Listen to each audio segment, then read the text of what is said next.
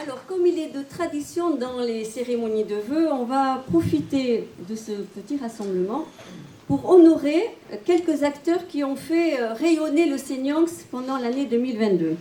Je vais commencer par les paniers du Seignanx. On en a un petit peu parlé dans le film.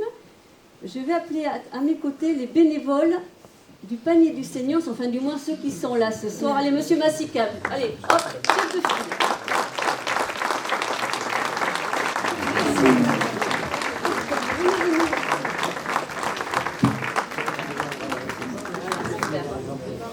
Hop, je vais parler. Je tourne le dos un petit peu là. Veuillez m'excuser.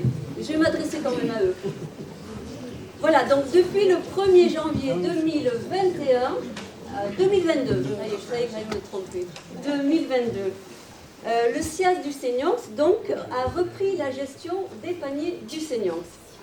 Et depuis plus d'1 an, le SIAS travaille étroitement avec les bénévoles du panier du Seignanx qui se mobilisent au bénéfice des plus fragiles d'entre nous. Depuis de nombreuses années, 2007, novembre 2007 pour être précise, une trentaine de bénévoles œuvrent hebdomadairement pour que la distribution du panier du Seignanx se déroule au mieux tous les jeudis matins. Et ce d'ailleurs avec le soutien de la commune de Saint-Martin-de-Seignanx et du CCAS. Et je remercie monsieur le maire de Saint-Martin-de-Seignanx, Julien Fichot, je ne sais plus, il est là, Julien, puisqu'il met à disposition la salle perméade pour accueillir donc les bénéficiaires du SIAS. Et je remercie d'ailleurs au passage aussi Béatrice Sabarotz, qui est par là, Béatrice, je ne l'ai pas vue, qui œuvre aussi depuis de nombreuses années à la réussite de ce beau projet. Alors, ayez la curiosité de passer un jeudi matin devant la salle Camiade et vous observerez une agitation très organisée. Des bénévoles qui confectionnent des paniers, des bénévoles qui animent l'accueil avec petit café, thé, gâteau et tout ce qu'il faut, des bénévoles qui confectionnent les paniers, je le disais, et d'autres qui regardent les listes transmises par les travailleurs sociaux. C'est une véritable petite ruche. Certains d'entre eux, d'ailleurs, étaient présents au début de cette belle aventure, en 2007. Je pense à Daniel Michel. Il n'est pas là ce soir. Il a tiré la révérence l'été dernier. Mais on veut profiter de l'occasion pour saluer tout son travail et saluer d'ailleurs tous les élus qui, à l'époque, ont œuvré. Je pense à Madame Brocard, qui ont œuvré pour la réussite de la mise en place de ce panier du Seignanx, aux côtés des travailleurs sociaux du conseil départemental.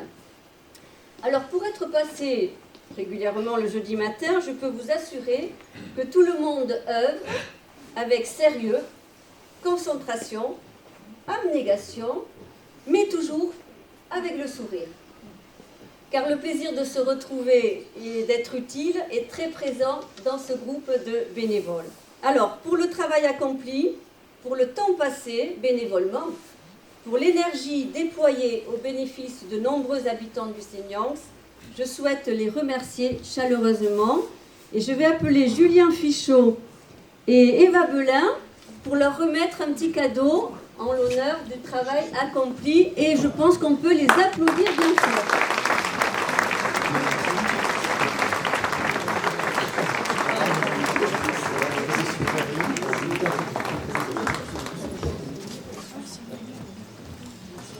Alors, je garde encore un petit peu le micro parce qu'on va saluer un autre groupe de bénévoles qui fait que la nouvelle action, intitulée « Si le Seignanx m'était compté », est une réalité depuis le début de l'année dernière.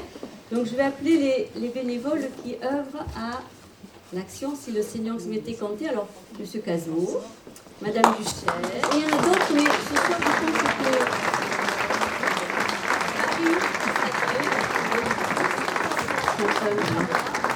Alors, depuis 2020 et les assises du Seignanx, est apparue rapidement l'idée de mieux valoriser notre histoire et notre patrimoine du Seignanx. C'est ainsi qu'un petit groupe a été créé, initié par la commission Culture et Patrimoine, présidée par Isabelle Casalis. Ce petit groupe, constitué d'élus, d'ailleurs je salue Maryse Saint-Aubin qui œuvre aussi à la réussite de ce groupe. Ce petit groupe donc de passionnés est parti d'une page blanche. Et à partir de cette page blanche, ils ont conçu, modelé, peaufiné une nouvelle action intitulée « Si le Seignox m'était compté ». Grâce à leur inventivité, leur connaissance, leur engagement, 3 rendez-vous ont déjà été organisés en 2022. Une balade mémorielle, on a vu les images, dans le quartier des Forges à Tarnos. Un après-midi sur l'histoire des Chaouches dans la forêt hondraise. Et enfin, une veillée au coin du feu, dans la grange d'une métairie du château de Biodos, appartenant à monsieur et madame Saffort, sur la révolte des métayers. Alors, si vous n'avez pas encore eu la chance de participer à une de ces pastilles, si le Seignox m'était compté, je vous en résume le concept. Choisir un lieu emblématique du Seignox. Partager des éléments historiques, agrémentés d'anecdotes et de chants, parfois en gascon, souvent en gascon, et en français. Et puis, inviter quelques acteurs locaux pour qu'ils viennent témoigner, et vous comprendrez l'énorme travail de ce groupe de passionnés pour inventer ce type de rendez-vous. D'autres rendez-vous vont d'ailleurs avoir lieu en 2023. Le prochain à Saint-Laurent-de-Gosse, vous y serez? Voilà. Puis, à Saint-Martin-de-Seignox, vous y serez? Voilà. Et enfin, à Saint-André-de-Seignox, sur une affaire de famille napoléonienne. Je vais y arriver. Donc, je vous invite vraiment à participer à ces moments-là qui sont extrêmement précieux. Alors, pour l'énorme travail réalisé et à venir, on compte sur vous. Pour l'enthousiasme que vous savez partager, pour la richesse des découvertes que vous savez transmettre, un immense merci. Et je vais appeler Laurence Guterres, vice-présidente à la communauté de communes, et monsieur Jean-Marc Lespat, vice-président également, à venir remettre un petit remerciement.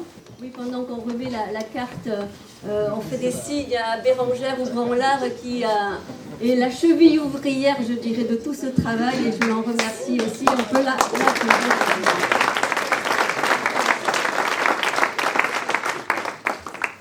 Je voudrais terminer cette petite cérémonie en vous disant, ne partez pas tout de suite. Continuez à dialoguer, échanger. Je pense que des choses vous attendent autour des tables. Vraiment, c'est une joie que de présider cette communauté de communes. Alors je sais qu'à des moments, c'est pas toujours évident. Nous tenons le cap. Je terminerai en disant enthousiasme et détermination seront les 2 mots clés de l'année 2023. Très belle soirée à tous et encore bonne et heureuse année. Merci.